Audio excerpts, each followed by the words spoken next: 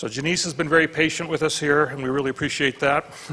She's a transplanted Bay Area, California native who loves history, design, art, good food, and traveling. She has a master's degree in American religious history and theology from Brigham Young University and Vanderbilt's Divinity School, respectively. She finished her doctoral work at the University of, how do you pronounce that? Leicester in England. Janice has published a work on gender and American religious history, specializing in Mormon history and the prosecution of the Mountain Meadows Massacre. She is co-author of The Witness of Women, First-Hand Experiences and Testimony of the Restoration, and there's more here you can read on her bio. And we're very happy to have Janice Johnson here today. Thank you much. Okay. Perfect. Thank you. We're going to switch gears a little bit from our discussions this morning. And I want us to begin talking about Laura Farnsworth Owen. This is not a name familiar to most Latter-day Saints. Laura's life followed an interesting trajectory, somewhat exceptional for a 19th century Mormon woman. She married Mr. Farnsworth Young. He's known as Mr. F in her autobiography, a la Jane Austen. Mr. F deserted her just after giving birth to her first son. Divorce was deemed scandalous, and initially she didn't even consider it. However, a friend convinced her that she didn't want him to have claim on them if he ever returned. Several years later, she remarried Mr. O, and together they had 3 boys. One day, Mr. O suggested that she go hear the Mormon missionaries because she might like their message. A solid Presbyterian, Laura wasn't eager, but decided to listen. Like Million Cents, that choice changed her life, and she would tell anyone who would listen. She spoke about her new faith so often, in fact, that her former minister wanted to stop all the talking and excommunicated her. Contrary to Presbyterian canon, the minister did not allow her to respond to the charges against her, which included arguing that she was clinically deluded for joining with the Mormons. Frustrated that her voice was silenced, her husband suggested they print a tract in response. And Laura wrote a defense against the charges that have gone abroad. Her tract is an extensive string of biblical proof texts that for Laura established the truth of Mormonism as she witnessed her belief. She exulted, "If this is delusion, then happy delusion." She felt it was a duty incumbent upon her to witness to that which she verily believed to be the fullness of the gospel, and testified, "I longed for union and for latter-day glory, and my happy soul is witness that it has commenced." Now, were it not for an editor at the Times and Seasons, Laura's defense of Mormonism would be lost to history. This editor thought it of too much value to be lost and reprinted it. I think about that prescient editor and how he recognized the value of Laura's voice, though she would never be one of the leading sisters of Zion, nor play a central role in the restoration as it moved forward. Hers was still an important contribution to the tapestry of the restoration. Her soul, her experience, and her voice is of infinite worth. Now, several years ago, I saw several medieval unicorn tapestries at the Metz cloisters for the first time, and I marveled at these gorgeous textiles created in the early 16th century. Medieval Christians appropriated pagan symbols and transformed them into a passion narrative. The unicorn became representative of Christ. A few years ago, I saw weavers at Scotland's Stirling Castle work to recreate another set of unicorn tapestries that once flanked the walls. Weaving is a complicated and an intricate skill. Yet no matter the extensive investment in the original tapestries, over time they will deteriorate. Over time, sections of the tapestry will be lost. Faces, characters, textures, and colors can all fade. For me, a tapestry in need of restoration accurately continues to depict our current understanding of the restoration. A tapestry requiring continuing attention, meticulous research, and detail work so that we can take it in all its grandeur, an ongoing restoration. Some of the parts of the tapestry retain their central place, though perhaps some of their detail and their shadows have dulled over time. Much work has been done in the recent past to restore parts of the tapestry, but there are still many parts almost lost to time. Many colors and textures and details, once essential, now faded. We see the tapestry so often that sometimes we don't even notice. One of the significant frayed sections of the tapestry depicts women, but it's not the only part of the tapestry in need of continued work. Today I will focus on what we miss when women's voices and experiences, like Laura's, become threadbare. At the Mormon History Association conference this June, Elder Stephen E. Snow, church historian and recorder, remarked, "For too long, Mormon women's voices have not been fully recognized, and we as a church suffer because of this." I seem to be missing a slide there. But for too long, I just want to repeat that one more time, especially since we don't have the slide. It will probably show up at some other point. For too long, Mormon women's voices have not been fully recognized, and we as a church suffer because of this. As a religion professor with my students, in interactions with friends and on social media, I daily feel reminders that our suffering is current. Elder Snow's choice of the present tense was purposeful, a powerful reminder that we need to do better. This has gone on for too long. However, this element of the tapestry has not always been missing, and in fits and starts began to be included years ago. Now, beginning in the 1870s, there were several efforts to collect and publish Mormon women's experiences. The Relief Society encouraged women to contribute to Edward Tolledge's Women of Mormondom, first published in 1877. Though to access those women's voices, you have to wade through Tolledge's dense and flowery prose. It's quite painful, in my opinion. The women's voices still provide a significant contribution, which stand apart. Several years later, Augusta Joyce Crocheron also collected women's primary accounts to create representative of women of Deseret. But by far and away, the most abundant single source of 19th century Mormon women's voices comes in the Women's Exponent. Though privately funded, the Women's Exponent was the magazine of the Relief Society from 1872 to 1914. Editor Brigham Young directed editor Emmeline Wells to publish the record of women's work and a portion of church history. He gave her a mission to write brief sketches of the lives of the leading women of Zion and publish them. On the newsprint of the Exponent, women testified, theologized, and gave voice to their experiences. It not only records the leading women of Zion, but an extensive spectrum of distinct women. Some women only identified by their initials or a pseudonym.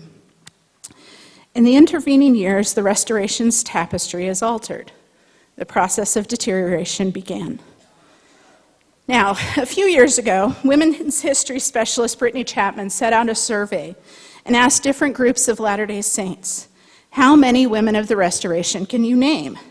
I have continued Brittany's efforts with several different groups to much the same result.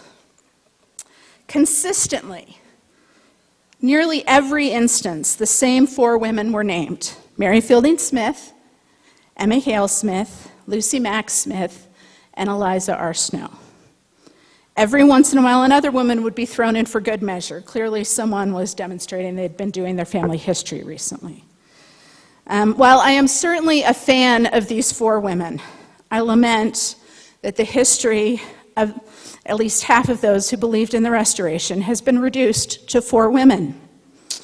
And often any details of their lives beyond connections to husbands were supremely vague. We can all do more to educate ourselves. Yet until more recently, official church materials have not come to our aid. The Mormon women's history began to recover these women's lives beginning in the 1970s. It has still only entered the devotional narrative of LDS history in cursory ways. In part, we might account for this because Mormon women's history has been overwhelmingly biographical. While compensatory history is essential, and the biographical form is great to learn about the women of the Restoration, it is not always easily incorporated into the larger devotional narrative of church history. An example, the Gospel Doctrine Manual for this year, Doctrine and Covenants and Church History, there are a total of 10 specific women included in the lessons in the manual. Twice, women's names are just mentioned. 3 stories are told about Lucy Mack Smith. 4 times, women's own accounts are referenced. Once a picture of a woman is suggested, and 4 examples of contemporary women are used. Not a single talk by a woman in a contemporary leadership position is quoted. If you go to the fantastic additional resources made available by the Church History Department, from Revelations in Context and history.lds.org, those numbers expand considerably. But one has to go beyond what is specifically included in the manual. As a BYU student recently told her religion professor, just saying that we value women is not enough. We didn't read any women's accounts this semester. We need to hear women's voices. We need to read their words. We need to know their experience. When Christ came to the Americas, he asked to see the Nephite records. For all of their attention to records, he knew they were incomplete. They were missing the record of Samuel. Jesus asked them, "How is it that you've not written this thing, that many saints did arise and appear unto many and did minister unto them?" He asked the question, and it was simply fixed. It was written as he commanded. Samuel's prophecies were included in the record. No fanfare or lamentations at their mistake. It was just fixed. Without the experience of at least half of those who believed in Joseph's message of restoration, our understanding is incomplete. Our fulfillment of that commandment given the first day of the newly organized Church of Christ, that there shall be a record kept among us, remains incomplete. When I cracked open my copy of Rough Stone Rolling for the first time and read Richard Bushman's prologue to his biography of Joseph Smith, I began to understand the almost hackneyed Josiah Quincy quote about Joseph Smith. Quincy waxed prophetic, asking, "What historical American of the 19th century has exerted the most powerful influence upon the destinies of his countrymen?" And it is by no means impossible that the answer to that interrogatory may be thus written, Joseph Smith, the Mormon prophet. Now, we are all very aware of that quote and happily include that quote. But Bushman argues that Quincy didn't get Joseph Smith at all. Quincy was so wrapped up in the personality of Joseph, in his charisma, that he could not see Joseph, as did his followers, as a prophet. I then read the words written by an early convert, Phoebe Crosby Peck, to her sister. "Did you know of the things of God, and could you receive the blessings that I have had from the hand of the Lord, you would not think it a hardship to come here. For the Lord is revealing the mysteries of the heavenly kingdom unto his children." It was a poignant moment for me because I knew someone had not only read something that I published, but they thought it significant enough to include it. Phoebe Crosby Peck was a widow with 5 young children living in Colesville when she heard of Joseph Smith from her sister-in-law, Polly Peck Knight. She wrote that letter to her sister, who had stayed behind in New York instead of gathering with the saints. I now recognize the calculated choice that was the inclusion of Phoebe's words. Bushman doesn't even call her by name. It is only by the pronoun. It is only the pronoun that tips us off to the gender of the source. Bushman could have more easily found a quote from male LDS church leadership that would have reflected essentially the same sentiment. But not only male LDS church leaders believed Joseph a prophet. Approximately half the people in this history of the Church of Jesus Christ of Latter-day Saints have been women. This seemingly tiny thing becomes weighty in context. Including Phoebe reminds the reader of experiences of this other half, juxtaposes nicely with the great Josiah Quincy, and in the process produces a more balanced representation of the past. It brings out another color and corner of the tapestry of the Restoration. It takes time and effort to conceive of a more complete and whole narrative of LDS history. Academics have begun the process of a more comprehensive understanding, but we are still waiting for that more inclusive narrative to be accessible to LDS church membership as a whole. This may seem a very simple thing, and really it is. but we still have miles of thread to sew. Former Relief Society General President Julie B. Beck taught, "We study our history to learn who we are. The more readily we see examples of strong, faithful women, the more we give all more opportunities to better know their identity, value, and importance." I'm going to read that a second time too, because I kind of flubbed that up there. "We study our history to learn who we are. The more readily we see all examples of strong, faithful women, we give all more opportunities to better know their identity, value, and importance. As I study the lives of early women of the Restoration, I am changed. The things that I learn help me to better value the souls of those who I come in contact with today, and to value our different experiences and contributions." Now, I recognize that not all women of the Restoration were painted with the same brush as I study these women. These two women are emblematic of some of those differences. If we compare Eliza R. Snow and Zina D.H. Young on paper, we might focus on the similarities. They were both plural wives of Joseph Smith and then Brigham Young, sister wives living in the Lion House in Salt Lake. They both became General Relief Society presidents in Utah. We might assume they also have similar fashion sense. Zina went for the color, Eliza stuck with the black. Yet, if we look at their paths to conversion, we could not see two more distinct women. Zina was 14 when she first saw a Book of Mormon. On a windowsill of her family's home, she recounted, "One day, on my return from school, I saw the Book of Mormon, that strange new book, lying on the windowsill of our sitting room. I went up to the window, picked it up, and the sweet influence of the Holy Spirit accompanied it to such an extent that I pressed it to my bosom in a rapture of delight, murmuring as I did so, 'This is truth, truth, truth.'" Very dramatic.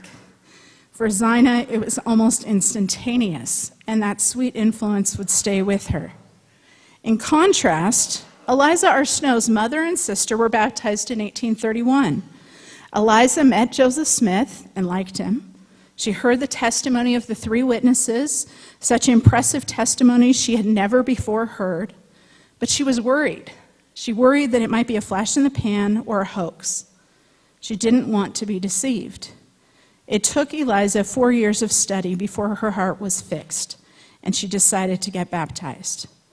Her heart would remain fixed. Jill Durr commented, "Eliza and Zina were the yin and yang of 19th century Relief Society. Where Sister Eliza was the head of the women's work, Aunt Zina was often said to be its heart.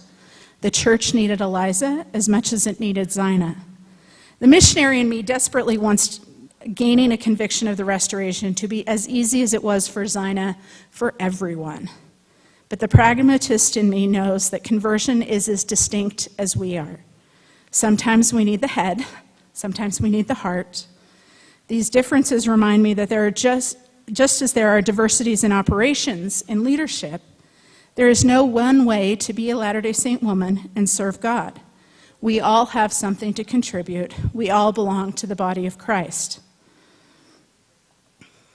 Now, sometimes we overlook the objects that women leave behind and the witness that comes through those objects.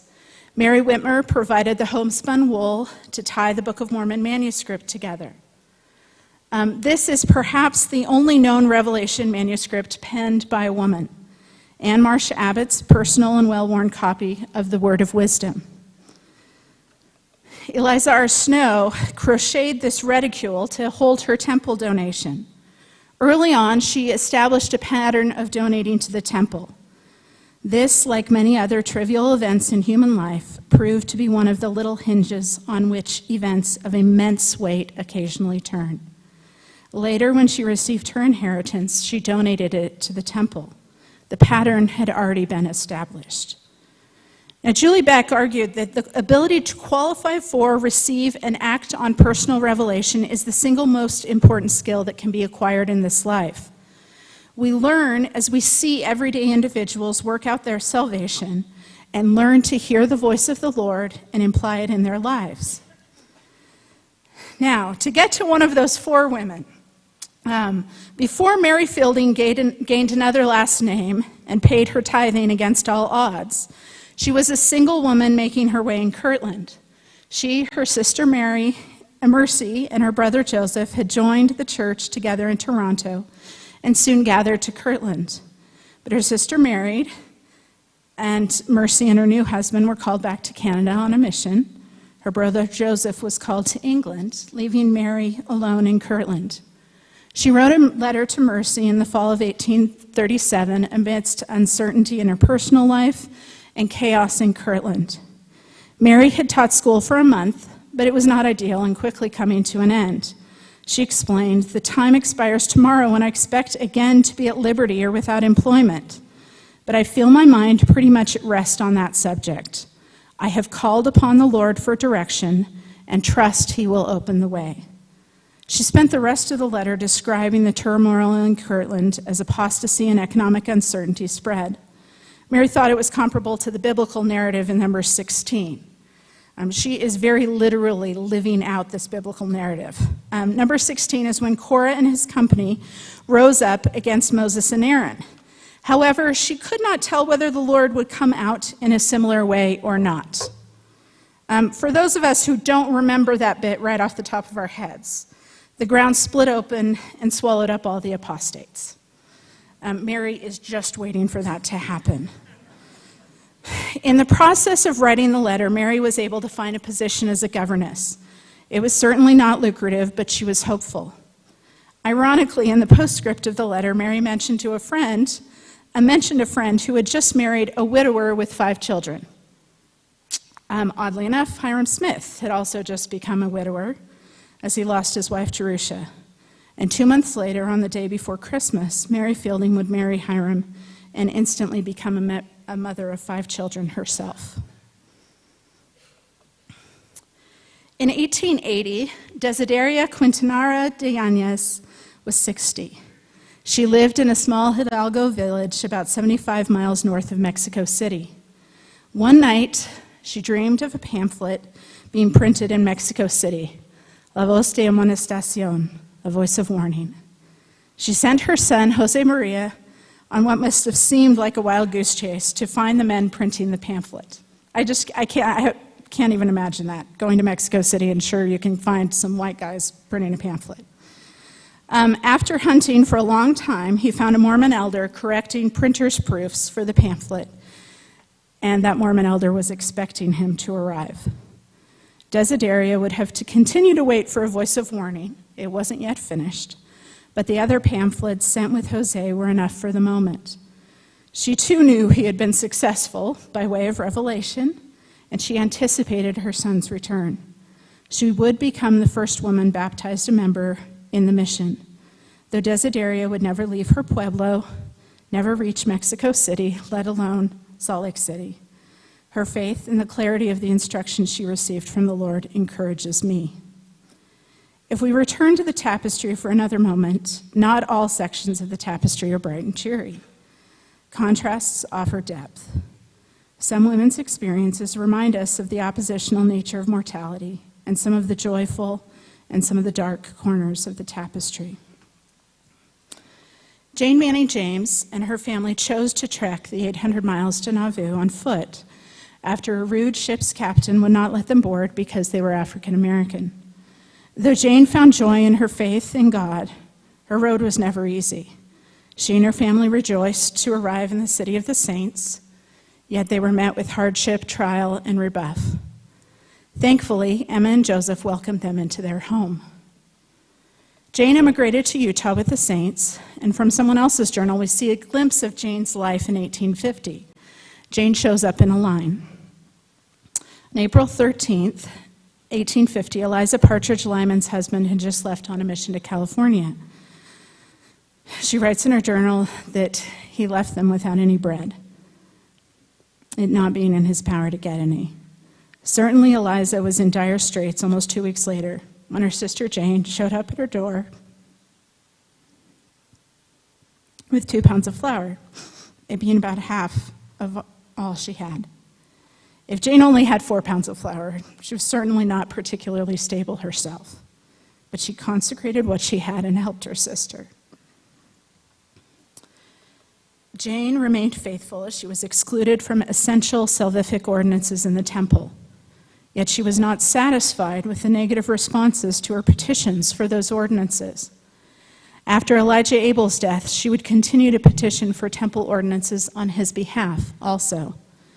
After attending a dinner, which included President John Taylor in 1884, she wrote him. In the letter, we see Jane's persuasive theological arguments reclaiming the promises of Abraham, of the Abrahamic covenant for her and her family. She argued, as this is the fullness of all dispensations, is there no blessing for me? Jane's sense of self-worth, her artful theology, and persistence stand as a witness to us today. In an interview given the year of her death, she continued that witness. The Lord protects me and takes good care of me. My faith in the gospel of Jesus Christ of Latter-day Saints is as strong today, nay, it is, if possible, stronger than it was the first day I was baptized.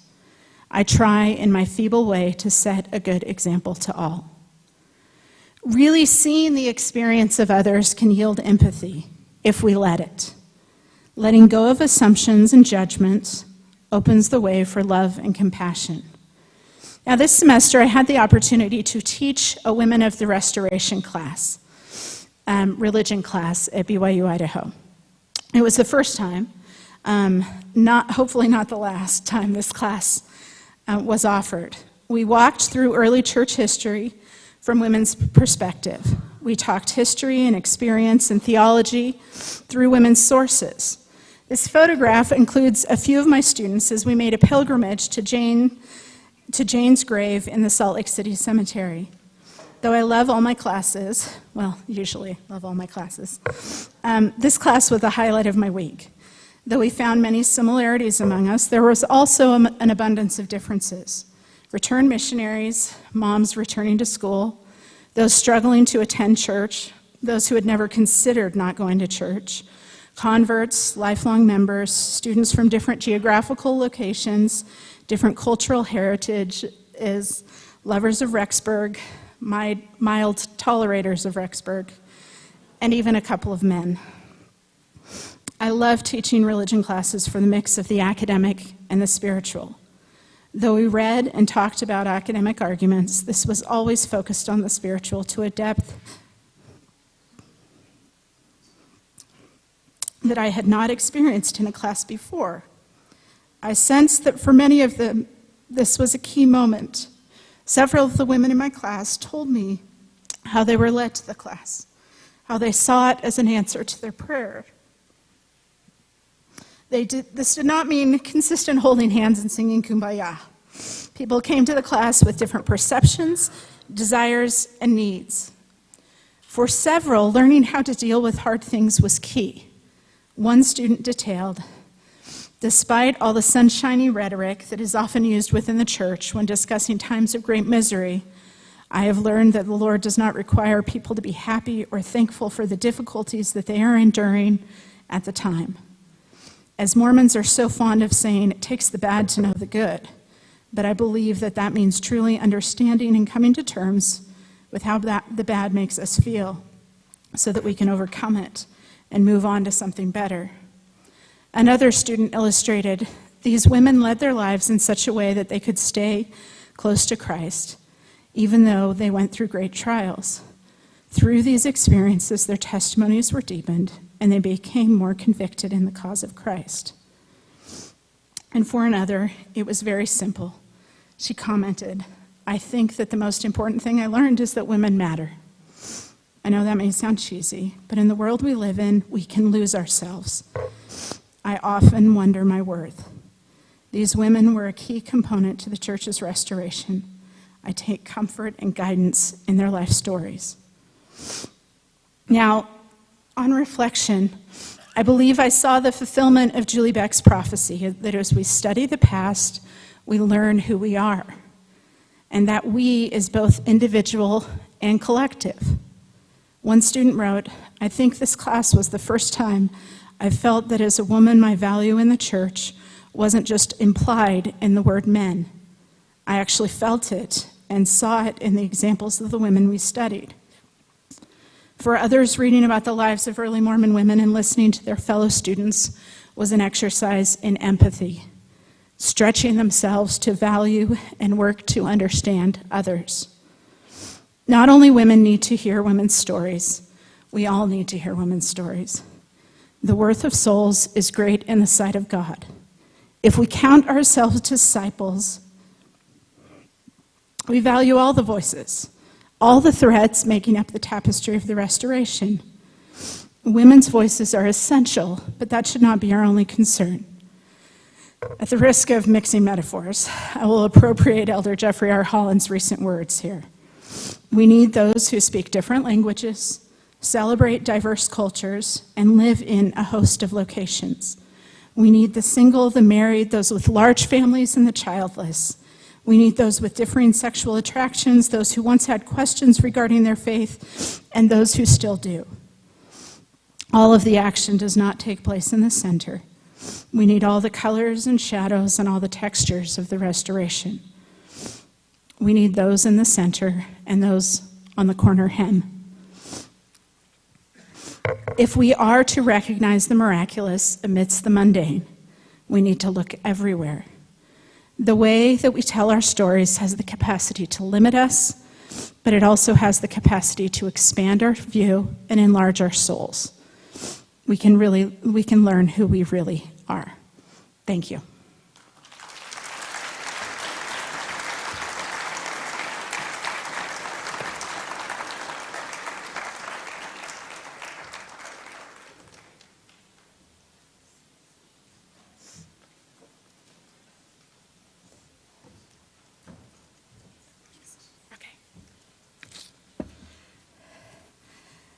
Okay, your book is the tip of the iceberg. Yes, I agree.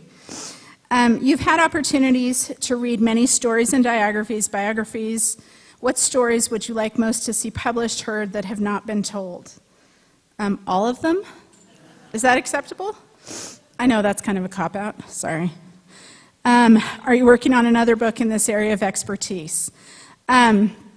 Jennifer Reeder and I, who is sitting over here, at the end of last year published The Witness of Women with Deseret Book. We also just finished a manuscript, a study guide for the first 50 years of Relief Society.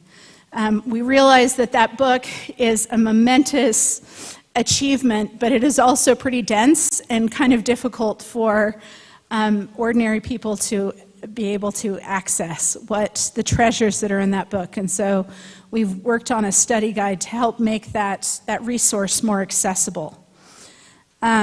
When will someone tell Emma's story with the attention it deserved? I don't have a good answer for that, but I really hope that, I know there are some people who are working on Emma, on her story, and I hope that they're able to do the justice that she deserves.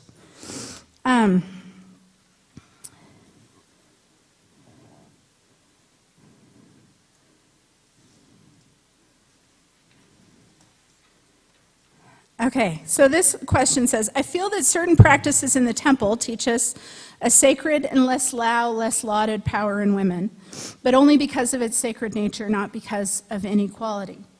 How would you take this possible explanation as to why women are less lauded in Scripture? So Mary kept all these things and pondered them in her heart. I think that we certainly can